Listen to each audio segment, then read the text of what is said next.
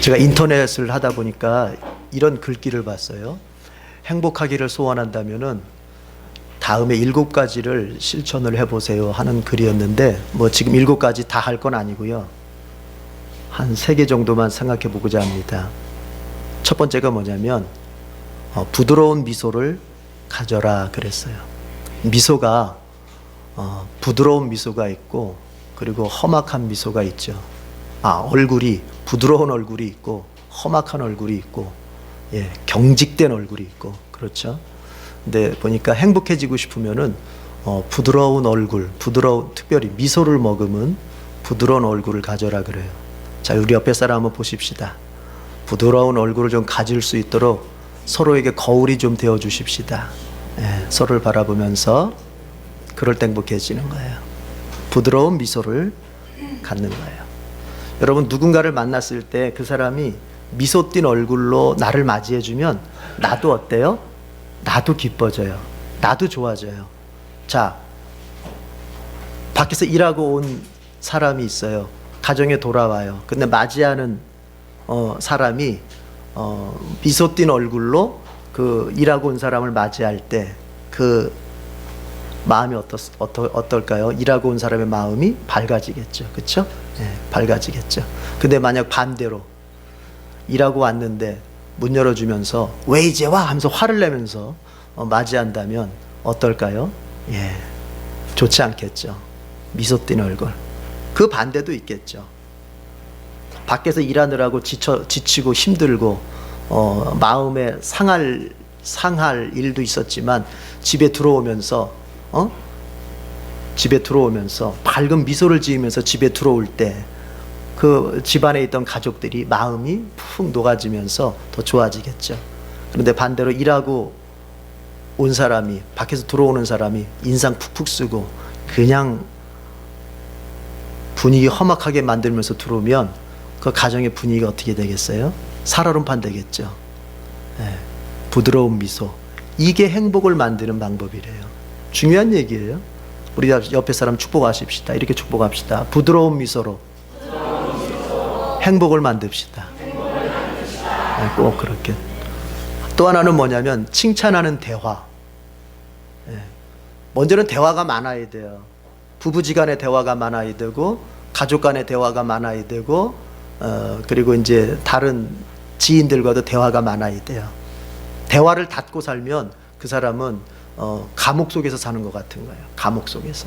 그러나 대화를 하고 살면 그 사람은 항상 마음이 기뻐서 다른 사람들과의 그 관계 속에서 행복을 느끼며 살 수 있어요. 그래서 그런데 이제 문제는 뭐냐? 대화를 할 때 칭찬을 많이 하고 격려를 많이 하고 위로를 많이 하는 그 내용도 중요한 거예요. 대화의 횟수도 중요하겠지만 대화의 횟수 못지않게 대화의 내용도 중요한 거예요. 입만 벌리면 원망하고, 입만 벌리면 불평하고, 입만 벌리면 그냥 남 이렇게 욕하는 대화하는 그 대화는 차라리 입을 닫는 게 나아요. 그런 대화는 안 하는 게 나아요. 부정적인 대화를 할 바에는 그냥 그 대화를 없애는 게 나아요. 왜냐? 그 대화 들으면 듣는 사람이 죽어요. 부모의 대화가 부정적이고 부모의 대화가 굉장히 악하면 듣는 자식들이 그 영혼이 죽어가고 마음이 죽어가게 돼 있어요. 그것은 제가 오랜 목회 경험으로도 알아요. 오랜 목회 경험으로도. 그래서 항상 대화가, 특별히 자녀들이 있을 때는 더 그래야 돼요. 이렇게 표현하면 어떨까요? 쇼를 해서라도 자녀들 앞에서는 칭찬과 좋은 얘기와 긍정적인 얘기를 많이 해야 돼요. 그래야 자녀들의 영혼이 살고 듣는 사람들의 마음이 살아나요. 자, 기억해야 됩니다. 여러분이 주로 대화할 때 어떤 내용이 주로 많은지 한번 짧게 한번 점검해 봐요. 나는 대화할 때 주로 어떤 내용을 대화하는가? 부정적인 내용인가? 긍정적인 내용인가? 누군가에 대해서 막 욕하고 비판하는 내용인가? 아니면 그 사람 칭찬하고 좋은 내용 하는가? 점검해 봐요. 혹시 여러분이 만약에 대화가 많은데도, 여러분 가정에 대화가 많은데도 행복하지 않다면 이유는 딱 하나예요. 여러분의 대화가 횟수는 많은데 그 내용이 부정적이고 악하기 때문에 그런 거예요. 항상 이제 바꿔야 돼요. 따라합시다. 칭찬하는 대화, 긍정적인 대화. 그리고 한 가지 더 합니다. 따라합시다. 믿음의 대화. 이게 같이 가야 돼요. 마지막으로 행복하기를 소원한다면 7가지 중에 3가지 한다 그랬는데 한 가지 마지막 뭐냐면은 감사하는 마음이어야 돼요. 해피 마인드. 감사하는 마음. 원망하지 않고 불평하지 않고 감사함으로 말을 하고 감사함으로 삶을 살아가는 거예요. 여러분 살다 보면 감사 못할 일들이 참 많습니다. 사람과의 관계 속에서도 감사 못할 일들이 참 많아요. 그런데 보세요. 잘 들여다보면 거기에도 감사 못할 환경인 것 같은데 거기에도 더 깊게 쳐다보면 감사할 내용이 반드시 있어요. 인생은 그런 거예요. 인생은 모든 부정, 모든 긍정이 아니라 부정 가운데에도 정말 그 사람이 어떻게 바라보느냐에 따라서 긍정도 담겨 있는 거예요. 음양 오행설로 얘기하자면은 모든 것에 음이라고 할 때 거기에는 양도 있는 거예요. 모든 것이 양인 것 같지만 거기에도 음도 있는 거예요. 네. 여러분 제가 중국 무술을 했잖아요. 쿵푸. 그래서 거기에 보면은 그 쿵푸에 보면은 이렇게 말하자면은 태극 문양이 나와요. 거기 보면은 태극 안에 조그만 점들이 있어요. 바로 그게 뭐예요? 음양오행설이잖아요. 모든 음 안에도 양이 있고 모든 양 안에도 음이 존재하는 거예요. 그거를 우리 신앙에다가 접목을 시키면 모든 것이 부정적으로 보이고 모든 것이 나쁘게 보이는 그것에도 우리가 믿음의 눈으로 바라보면 감사할 게 반드시 있게 되는 거예요. 반드시. 그래서 우리는 그걸 찾아서 감사하면 되는 거예요. 예. 그런데 놀라운 게 있어요. 스펄전 목사님이 그런 얘기를 했어요. 촛불을 감사하는 자에게 하나님은 태양빛을 주신다고 그랬어요. 모든 것이 악하고 모든 것이 부정적이고 모든 것이 되질 않아요. 그런데 그 가운데서도 내가 정말 하다못해 어거지로라도 이거 감사하다고 정말 씨앗같이 너무 작아서 보이지도 않아 씨앗 같은 감사거리인데도 그걸 감사하잖아요. 하나님 그 씨앗을 나중에 열매 맺게 하시는 거예요. 감사하는 마음. 자, 우리 옆에 있는 사람 축복하십시다. 감사하는 마음으로 행복해지세요. 아멘. 제가 성경을 연구해 보니까 성경을 연구해 볼 때 복음에는 3가지의 측면이 있다고 봅니다. 여러분 우리 복음이 중요하잖아요. 우리가 구원받은 것이 복음을 들어서 아닙니까? 예, 복음. 근데 복음이라고 하는 것은 짧게도 얘기할 수 있고 길게도 얘기할 수 있어요. 짧게는 단 한마디로 딱 복음은 짧게 하면 예수 그리스도예요. 예수 그리스도. 예. 그리고 길게 하면 어느 정도로 길게 할 수 있느냐? 성경 66권만큼이나 길게 얘기할 수 있어요. 이게 복음이에요. 자, 복음을 짧게 얘기하면은 예수 그리스도에 대한 이야기입니다. 그걸 좀 더 넓히면은 예수 그리스도의 은혜를 통한 우리의 구원의 이야기예요. 이게 복음이에요. 그러니까 우리는 그 복음을 들어서 그리고 그 복음을 들어 믿어서 우리가 구원받았잖아요. 그래서 복음을 이해하는 것이 굉장히 중요합니다. 기독교와 유대교의 차이, 이스라엘이 믿고 있는 유대교와 우리 기독교인들이 믿고 있는 기독교의 차이는 딱 하나예요. 그들에겐 복음이 없고 우리에겐 복음이 있는 거예요. 그래서 복음을 이해하지 못하면 그는 유대교를 믿고 있는 것이지 기독교를 믿고 있는 게 아니에요. 복음은 뭐라고요? 예수 그리스도에 대한 이야기예요. 좀 더 넓혀봐요. 예수 그리스도의 은혜를 통한 우리의 구원의 이야기예요. 이게 복음. 이걸 제대로 이해해야 돼요. 근데 성경을 통해서 제가 복음을 연구해 봤을 때 복음은 3가지의 측면을 가지고 있다고 봐요.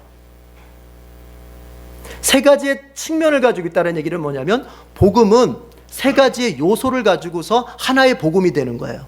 우리 다이아몬드가 그렇지 않습니까? 다이아몬드는 여러분 깎은 면이 여러 면이 있어요.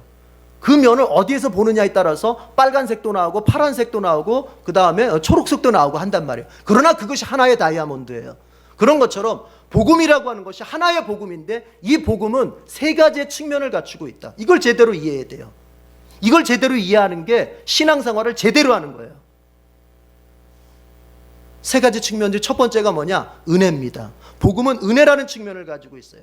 하나님이 나를 선택해 주신 은혜, 그리스도께서 나를 위해서 십자가에서 대속해 주신 은혜, 그리고 그분이 나를 자녀 삼아 주시는 은혜, 그리고 앞으로 더 나아가서 나의 구원을 완성시켜 주실 은혜, 이런 은혜들이 있어요. 내 힘으로 된 게 아니에요. 그분의 은혜로 된 거예요. 내 능력으로 된 게 아니에요. 그분의 은혜로 된 거예요. 나의 어떤 조건으로 된 게 없어요. 그분의 은혜로 된 거예요. 복음은 이 은혜를 강조합니다. 은혜를. 여러분, 복음의 은혜를 경험하셨습니까? 누가 예수님을 믿을 수 있을까요? 이 복음의 은혜를 믿는 자가 예수님을 믿을 수 있는 거예요. 첫 번째 측면은 은혜입니다.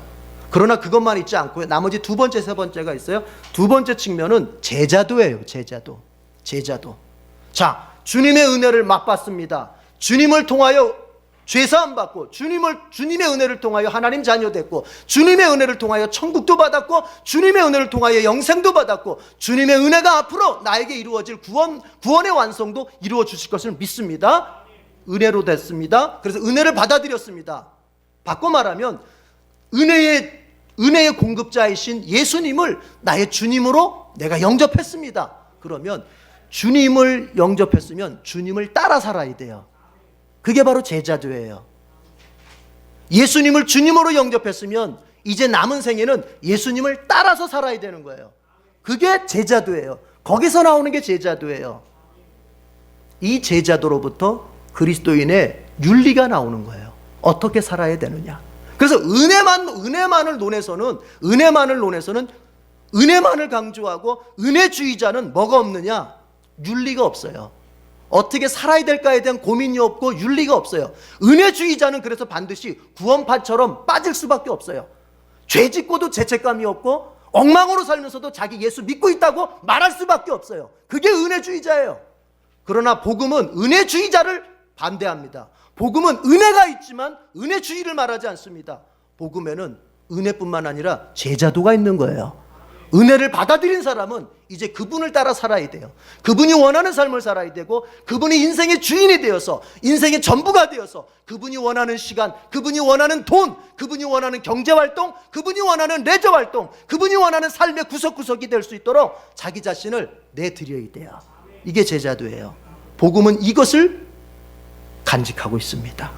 세 번째는, 복음의 측면 세 가지 중에 세 번째는 소망이에요. 소망. 우리가 이 땅에 삽니다. 이 땅에 사는 동안 열심을 품고 부지런히 일하고 최선을 다해 삽니다.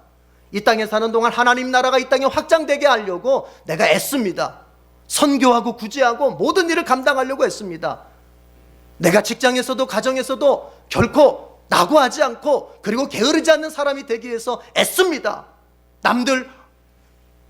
남들이 쿨쿨 자고 있을 때 일어나서 주님 앞에 정말 충성스러운 마음으로 직장에서 충성하고, 가정에서 충성하고, 이 사회생활에 내가 좋은 사람 되기 위해서 애씁니다. 그러나 그렇게 산다고 해서 이 땅에서의 삶이 전부라고 생각하지 않습니다. 내 삶의 근본적인 터전은 하나님께서 우리에게 주실 하나님의 나라, 천국이라고 믿습니다. 그리고 그 천국은 주님께서 나에게 은혜로 주신 것이요, 나의 삶이, 육신의 삶이 마감될 때 내가 그 천국으로 들어갈 것을 확신하면서, 비록 내가 이 땅에 두 발을 딛고 살지만 나의 삶의 기준은 천국, 하나님 나라의 법을 기준으로 해서 내가 이 땅을 살아갑니다. 그리고 내가 지금은 고난받고, 지금은 신앙 때문에 어려움도 겪고, 내가 지금 신앙 때문에 손해도 보고, 내가 지금은 신앙 때문에 많은 것에 불편함이 있지만, 이제 그 나라가 내게 다가올 때 나는 그 나라에서 이 세상에서는 비교할 수 없는 평안과, 이 세상에서는 이 세상 무엇으로도 비교될 수 없는 그 영광스러움을 그 나라에서 누릴 것을 확신합니다. 복음은 이 소망을 보여주고 있어요. 그래서 복음을 이해한다고 하는 것은 은혜와 제자도와 소망을, 세 가지를 균형 잡아서 잘 이해해야 돼요. 여러분, 그렇게 이해할 수 있길 바랍니다. 앞에서 얘기했듯이 복음 안에는 은혜와 소망뿐만이 아니라 제자도가 있어요. 제자도가 있기 때문에 거기서 뭐가 발생한다고요? 그리스도인의 윤리가 발생한다고 그랬어요. 윤리라고 하는 건 어려운 말이 아니라고 했습니다. 그것은 어떻게 살까에 대한 고민이에요. 어떻게 살아야 되는가. 그리스도인의 윤리라고 한다면 그것은 이렇게 바꿔 말할 수 있는 거예요.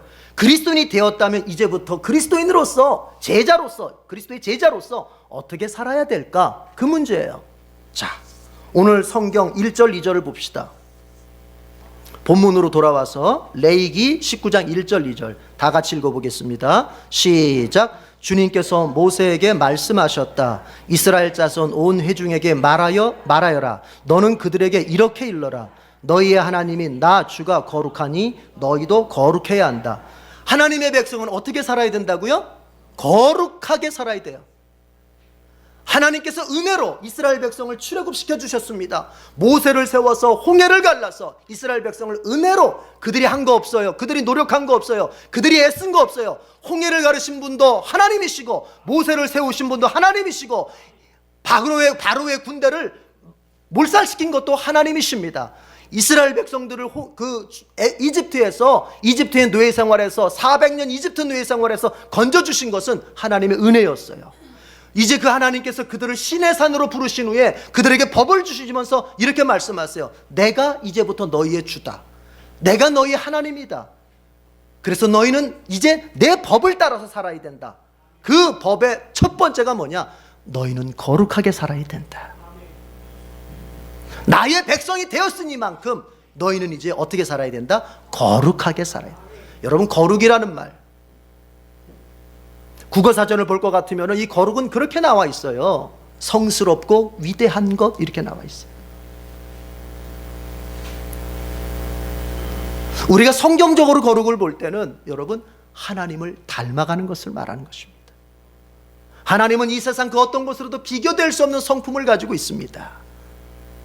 그분은 정말 성스럽고 그분은 위대하십니다. 그래서 우리의 삶이라고 하는 것은 하찮은 삶이 아니에요. 우리가 인간으로서 산다고 하는 것은 천박한 어떤 문화, 하찮은 문화에 그저 편리함이나 있는 문화에 우리 자신을 그렇게 내보내는 게 아니에요. 여러분, 우리는 성스럽고 고상하고 여러분 위대하게 살아야 됩니다. 그 책임이 우리에게 있어요. 우리는 아무렇게나 살다가 아무렇게나 죽을 그런 인생들이 아니에요. 내 가치를 좀 아십시다.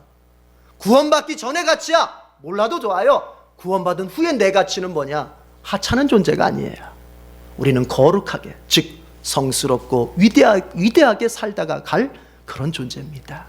옆 사람 축복하십시다. 당신은 거룩한 존재입니다. 그럼요. 하나님의 자녀는 이미 거룩해졌습니다. 신분상 거룩해졌습니다.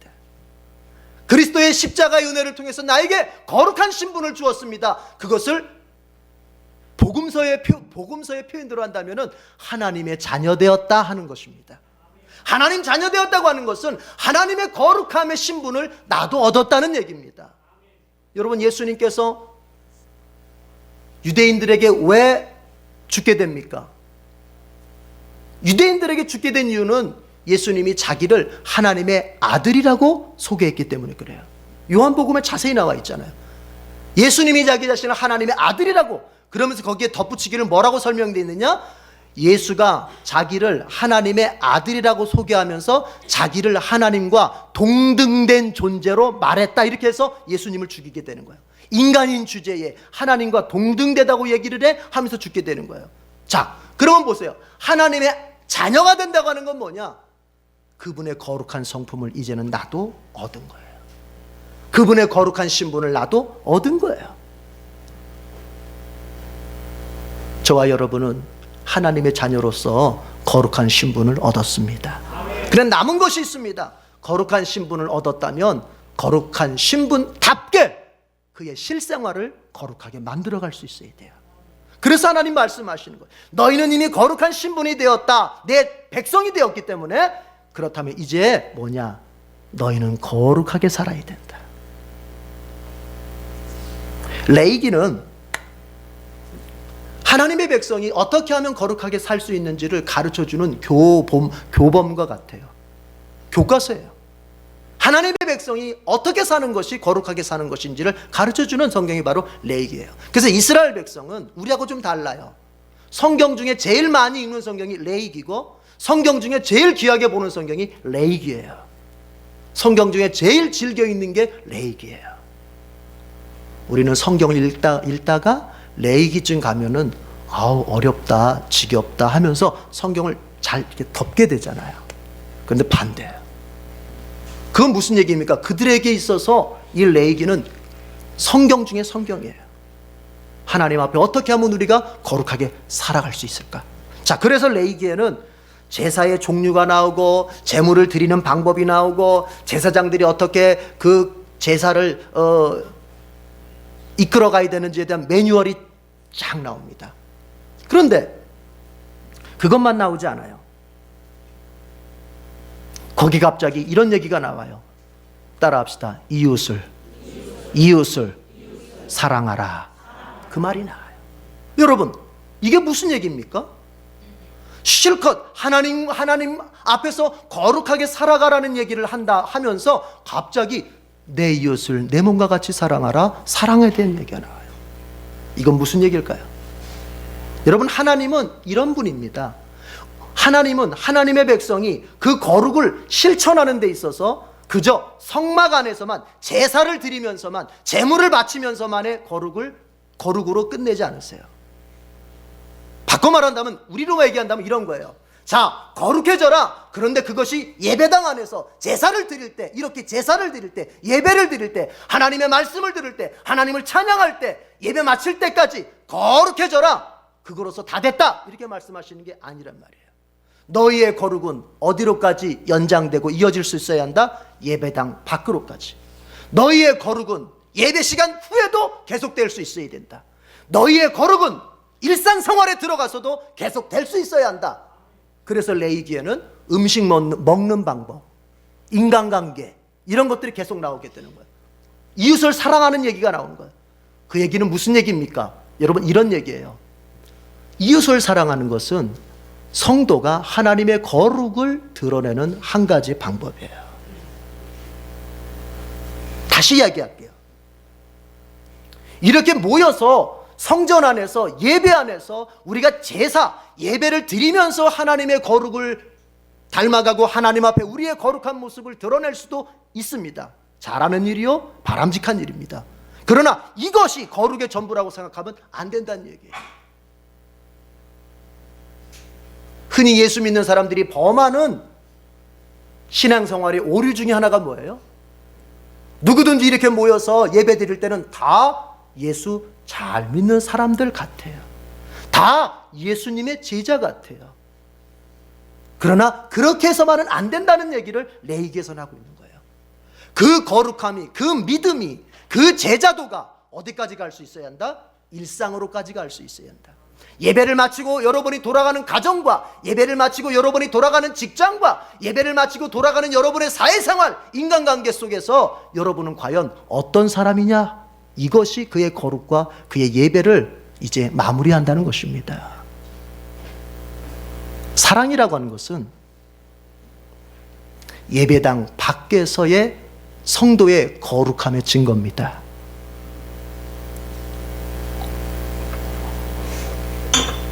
다시 한번 말씀드려요. 우리가 누군가를 사랑한다고 하는 것은, 이웃사랑이라고 하는 것은 성도의 예배당 밖에서의 거룩이에요.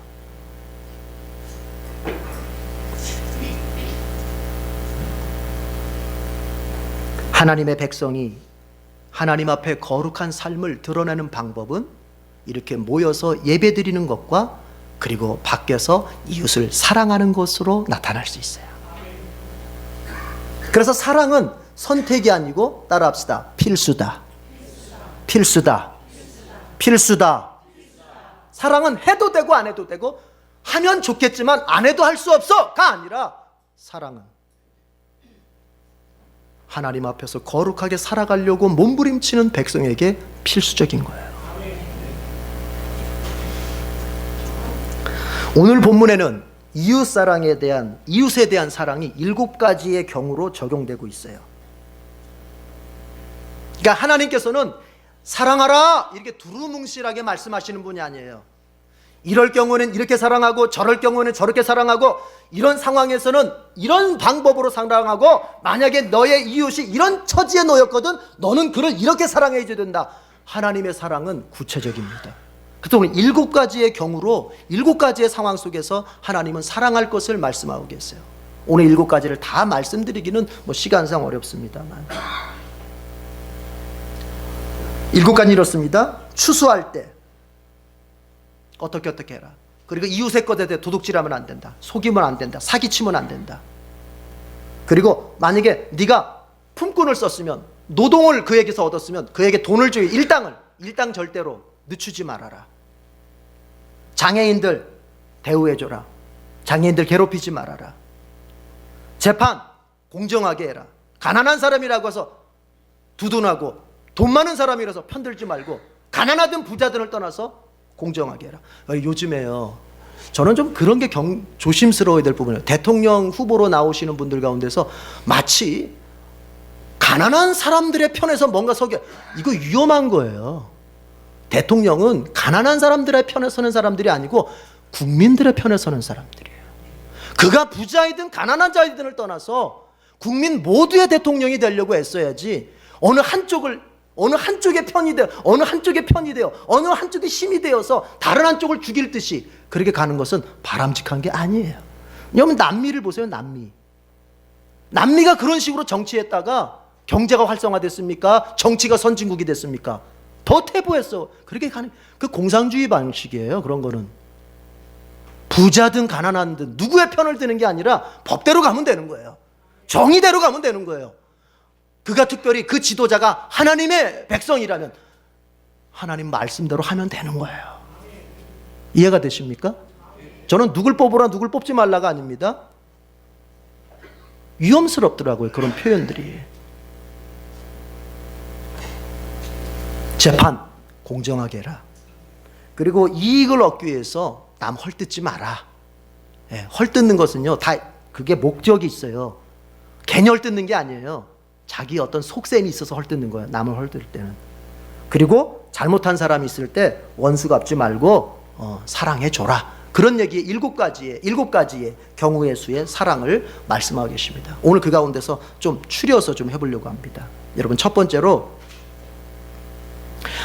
하나님 앞에서 우리가 거룩을 이루어갈 때 교회 밖에서는 사랑함으로써 거룩을 이루어가는데, 자, 그 사랑에 이런 게 중요합니다. 따라합시다. 약자들을 섬기는 사랑. 약자들을 섬기는. 자, 9절에서 10절 다 같이 읽어보겠습니다. 9절에서 10절 시작. 밭에서 난 곡식을 거두어 드릴 때에는 밭 구석구석까지 다 거두어 드려서는 안 된다. 거두어 드린 다음에 떨어진 이삭을 주어서도 안 된다. 포도를 딸 때에도 모조리 따서는 안 된다. 포도밭에 떨어진 포도도 주어서는 안 된다. 가난한 사람들과 나그네 신세인 외국 사람들이 춥게 그것들을 남겨두어야 한다. 내가 주 너희의 하나님이. 여러분, 이런 식으로 추수하면은 참 이거 농사가 제대로 될까요? 어때요? 읽어만 봐도 알겠죠. 추수를 어떻게 하라? 엉성하게 하라고 하십니다. 추수를 어떻게 하라? 엉성하게 하라는 거예요. 우리는 어때요? 자, 농부가 봄부터 고생해서 가을까지 농사를 져요. 그러면 여러분, 그 마음이 어떤 줄 아세요? 쌀 한 톨이라도 아까운 거예요. 쌀 한 톨이라도. 그러면은 볕단이 하나 넘어져 있으면 그것을 어떻게 해서든 다시 추려서 그걸 가져가는 게 농부의 심정이에요. 그렇죠? 그런데 하나님께서는 어떻게 알아? 하나님께서 뭐라고 하세요? 그렇게 하지 말라는 거예요. 남겨두라는 거예요. 이게 랍비의 문서를 보면은 한 60분의 1에 해당되는 농토는 거두지 말라는 식으로 이렇게 또 해석을 하더라고요. 남겨두라는 거예요. 거기 있는 거 싹 추수해가지고 가져가지 말고 남겨두라는 거예요. 그리고 네가 일하다가 만약에 떨어뜨린 거 있다. 어이구 아까워. 털어가지고 가져가지 말고 어떻게 하라? 그냥 떨어진 그 자리에 놔두라는 거예요. 그런데 이유가 있어요. 이건 열심히 살지 말란 말이 아니에요. 검소하게 사는 것에 대해서 반대한다는 얘기가 아니에요. 이건 뭐예요? 이걸 남겨둬야 누가 먹고 살 수 있어요? 가난한 자들이 먹고 살 수 있어요. 자기 땅이 없어서 농사 지을 수 없는 사람들. 그래서 이게 다른 사람 부자들이 추수 다 해가고 난 다음에 이제 그 빈 밭을 돌아다니면서 어디 떨어진 거 없나 주스러 다니는 그 사람들이 먹고 살게 하시려고 하나님께서 일부러 떨어뜨려라. 그리고 떨어진 거 다시 주지 말아라 하시는 거예요. 여러분, 그렇게 해서 먹고 살았던 사람이 누구예요? 룻이잖아요. 룻. 룻기서 보면 그렇게 나오잖아요. 보아스의 밭을 이제 추수를 할 때 보아스의 그 밭에서 룻이 추수를 하지 않습니까? 막노동꾼이 되어서. 그때 보아스가 뭐라고 말합니까? 일꾼들한테 일부러 떨어뜨려라. 곡식을 좀 떨어뜨려라. 그래야 저 뒤에 따라오는 처자들이 주울 수 있도록 떨어뜨려라. 특별히 룻이 주술 수 있도록 떨어뜨려라. 그래서 룻이 주순 것만 가지고도 보니까 한 보따리가 됐잖아요.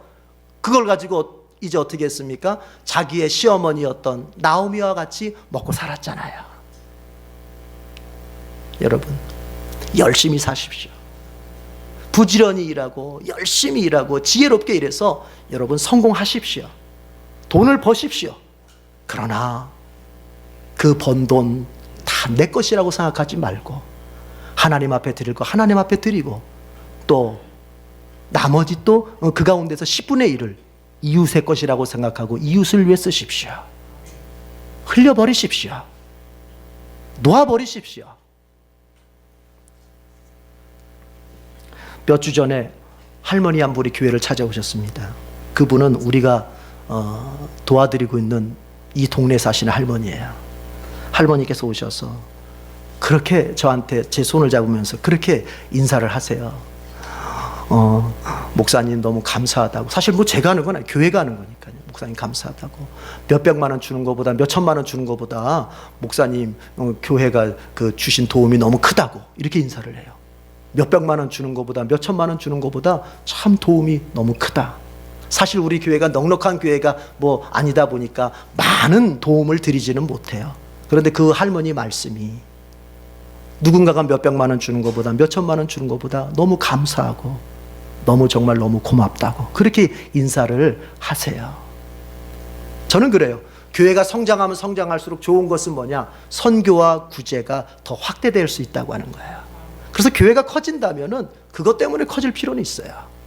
그런데 그분 하시는 말씀이 너무 감사하다. 그런데 제가 얘기했지만 우리 교회가 많은 걸 그분에게 드릴 수 있는 뭐 형편도 아니고 그래서 많은 걸 드리진 못해요. 근데 그분의 입장은 달라요. 그러니까 도움이라는 게 그런 거예요.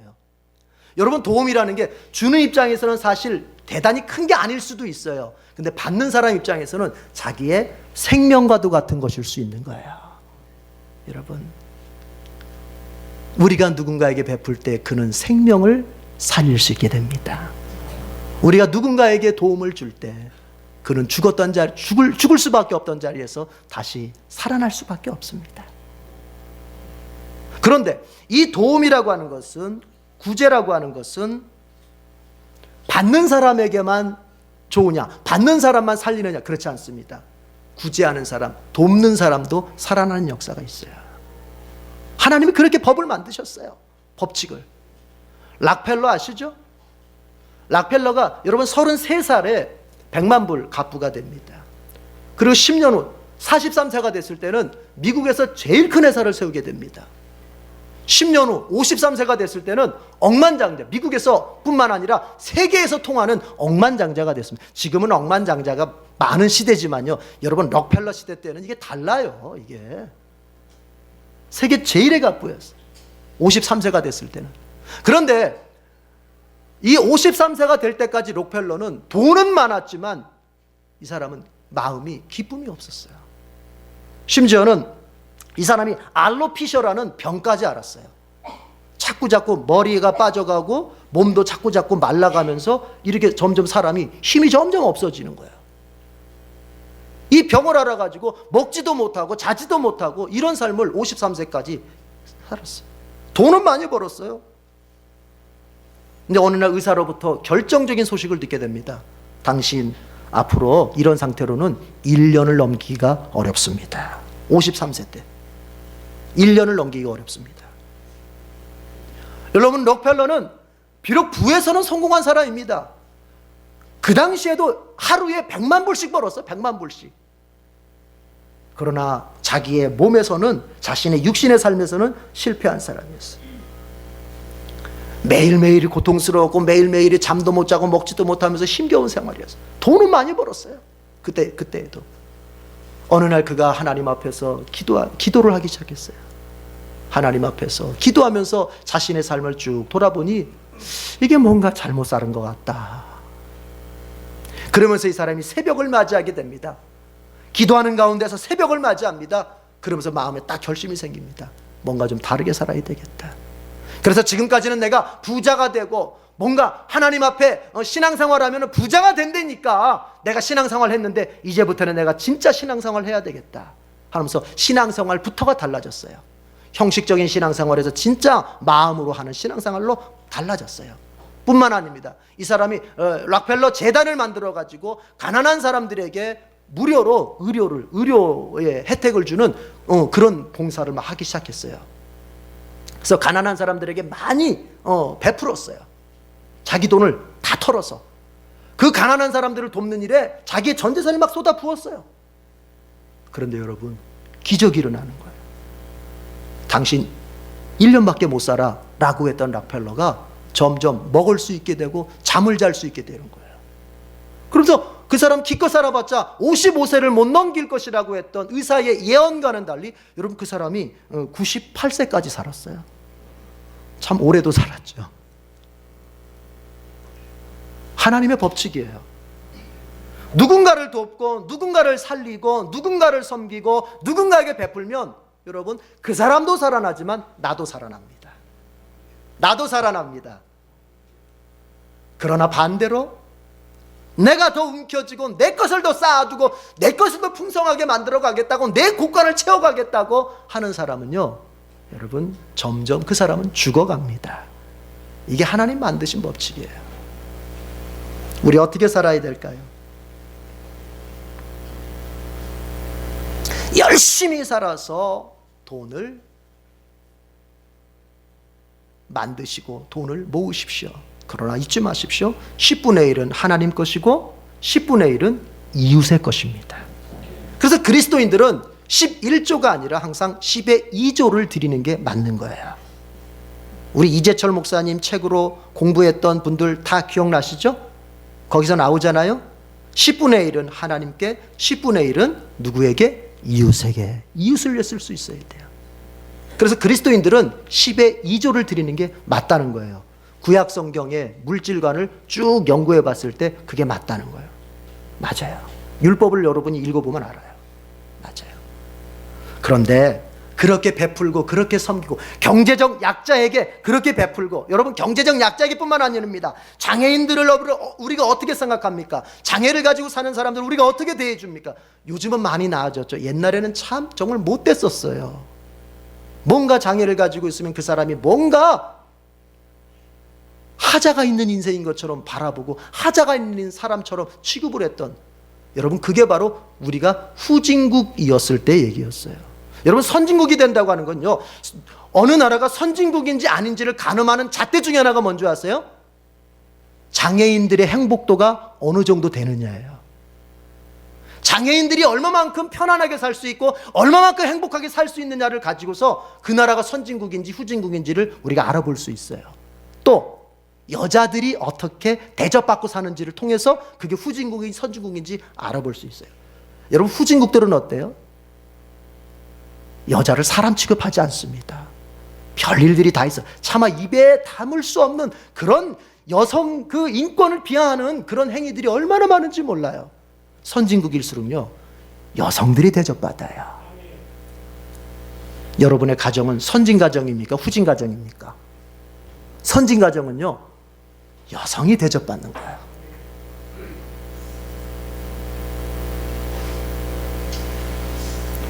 오늘부터 우리 여성분들 대접받으시기 바랍니다. 남자분들 따라해 봅시다. 내 아내를 대접하는 것이 나를 대접하는 것이다. 그게 여러분 제 얘기가 아닙니다. 그게 바로 베드로의 얘기였어요. 베드로가 이렇게 말했어. 네 아내를 사랑하는 것이 바로 너를 사랑하는 것이다. 베드로후서 읽어보세요. 마찬가지예요.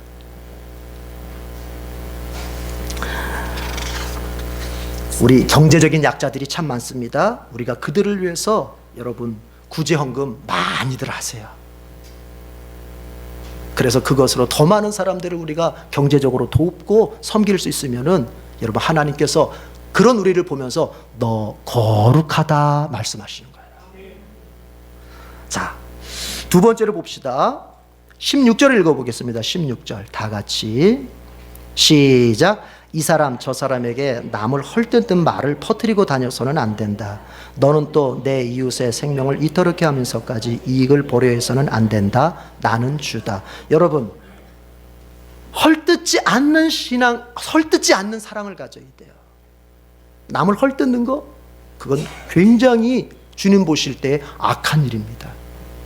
여러분, 말 조심해야 되거든요. 야고보서 3장에서는 온전한 사람이 누구냐, 온전한 인간이 누구냐를 말할 때 다른 거로 얘기 안 합니다. 따라합시다. 말에 실수가 없는 사람. 다른 것 가지고 얘기 안 합니다. 그가 온전한 사람인지 아니면은 온전치 못한 사람인지를 말로써, 그가 말을 어떻게 하느냐, 그가 말을 어떻게 사용하느냐, 말에 실수가 있느냐 없느냐를 가지고 보는 것입니다. 내가 말에 실수가 많습니까? 그러면 나는 그만큼 수준이 뒤처진 사람이에요. 내 말에 실수가 없게 하려고 노력하고 있습니까? 내가 말에 어떤 악이나 내 말에 어떤 헐뜯음이나 내 말에 어떤 모함이나 이런 걸 하지 않으려고 애쓰고 있습니까? 여러분이 수준 높은 사람이에요.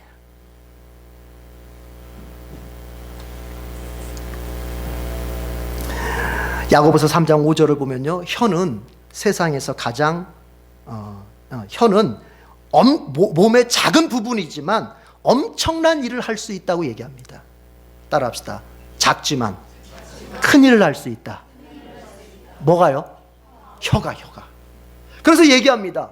작은 불씨가 산에 딱 붙으면은 산불을 일으키고, 그리고 큰 배라도 방향을 틀고 방향을 바꿀 때는 작은 키에 움직이는 것처럼 혀는 그렇게 큰 일을 할 수 있다. 운명을 바꿀 수가 있다. 이런 얘기를 하는 거예요. 여러분, 혀가 중요해요. 어느 나라에 왕이 있었습니다. 그 왕이 한 번은 신하들한테 과제를 줬어요. 세상에서 가장 귀한 것을 가져와 봐라. 그런 사람에 내가 상을 주겠다. 그랬더니 신하들이 나가서 막 찾아왔어요. 보석도 가져오고 희한하게 생긴 나무도 가져오고 별거 다 가져왔어요. 그런데 마지막 신하가 뭘 가지고 왔어요? 동물의 혀를 가지고 왔어요. 혀. 왕이 물어요. 아니, 이게 왜 귀하냐? 말 한마디로 천냥빚을 갚을 수 있습니다. 말 한마디로 왕을 살릴 수도 있고 죽일 수도 있습니다. 정말 귀하구나. 상을 줬어요. 그 다음에 또 왕이 이제 또 과제를 또 바꿔서 냈어요. 세상에서 가장 흉한 걸 가져와 봐라. 그랬더니 또 신하들이 나가서 이것저것 다 가져왔어요. 눈치챘죠? 마지막 신하는 뭘 가져왔을까요? 혀를 가져왔어요. 아니, 너 저번에는 너 가장 귀한 거라고 하면서 혀를 가져왔는데 이번엔 또 흉한 것 중에 혀를 가져왔느냐? 말을 잘못하면 얼마나 흉합니까? 말을 잘못하면 얼마나 그 사람이 누추해 보입니까? 왕이 들어보니 그럴듯하거든요. 맞다, 네가. 그래서 다시 또 상을 줬어요. 맞아요. 혀는요, 가장 귀한 것이면서 가장 흉한 게 될 수 있는 거예요. 바꿔 말하면 우리가 혀를 어떻게 사용하느냐에 따라서, 우리의 혀를 어떻게 놀리느냐에 따라서 나의 품격을 높일 수도 있고 나의 품격을 바닥으로 내려칠 수도 있는 거예요. 나의 가치를 높일 수도 있고 나의 가치를 아주 낮게 만들 수도 있는 게 우리의 혀에 달렸어요. 여러분, 품격을 높이길 원합니까? 여러분의 인생의 수준을 높이길 원합니까? 진실한 말을 하십시오. 긍정적인 말을 하십시오. 믿음의 말을 하십시오. 사랑의 말을 하십시오. 만약에 내 수준을 낮춰버리고 싶다면 늘 거짓말만 하십시오. 그리고 늘 부정적인 얘기만 하십시오. 그리고 누군가에 대해서 헐뜯는 말만 하십시오. 그 사람의 수준은, 인생의 수준은 바닥으로 떨어질 것입니다. 어떻게 살아야 할까요? 우리의 혀는 큰 능력을 가지고 있습니다. 몸 중에 가장 작지만 큰 힘을 가지고 있습니다. 누군가를 살릴 수도 있고 누군가를 죽일 수도 있으니 이게 큰일이 아니고 뭐겠습니까? 이 혀를 어디에다 쓰겠습니까? 여러분, 살리는 데 쓰겠습니까? 죽이는 데 쓰겠습니까? 교인들의 혀는 교회를 부흥시킬 수도 있고 교회를 망하기도 할 수 있는 거예요. 우리 집사님들이, 성도님들이 말 한마디 교회 안에서 어떻게 하냐에 따라서 교회를 부흥시킬 수도 있고 교회를 망하게 할 수도 있어요. 물론 저도 마찬가지고요. 저도 고민 중에 고민은 그겁니다. 어떻게 하면 말에 실수가 없는 사람이 될까? 어렵지요. 힘들지요. 여러분, 어렵고 힘들어도 가야 할 길입니다. 처음부터 완전하게 되지 않겠지만 저도 노력하겠습니다. 여러분들도 한 걸음 한 걸음 말을, 우리가 믿음의 말을, 사랑의 말을, 긍정적인 말을 쓸지언정 절대로 남을 헐뜯는 말은 우리가 하지 않는 그런 성도가 되었으면 좋겠습니다. 자, 한 가지가 더 남았지만 시간이 됐습니다. 기도하겠습니다.